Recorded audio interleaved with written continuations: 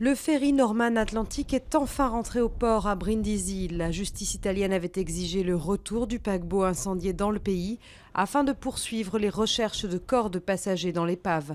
Le bilan officiel de 13 morts et 477 rescapés pourrait s'alourdir si de nombreux migrants se trouvaient dans la cale, ce que craignent les autorités.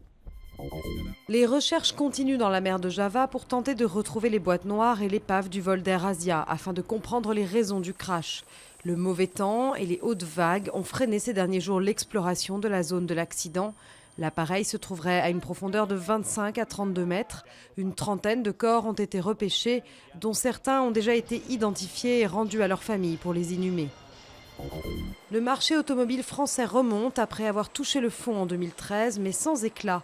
Avec une croissance de 0,3% seulement en 2014, les ventes restent bien inférieures à leur niveau d'avant la crise, quand 2 millions de véhicules neufs circulaient chaque année. Les marques françaises s'en sortent plutôt bien cependant, avec une hausse de près de 4%.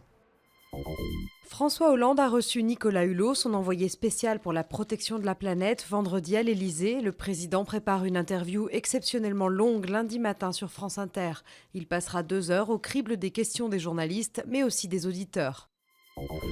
Le cinéma à la cote en France. Les salles obscures ont attiré 208 millions de spectateurs, ce qui fait de 2014 la deuxième meilleure année depuis 1967. Seul 2011 avait battu ce record avec le succès en salle d'Intouchables, 20 millions d'entrées à lui seul.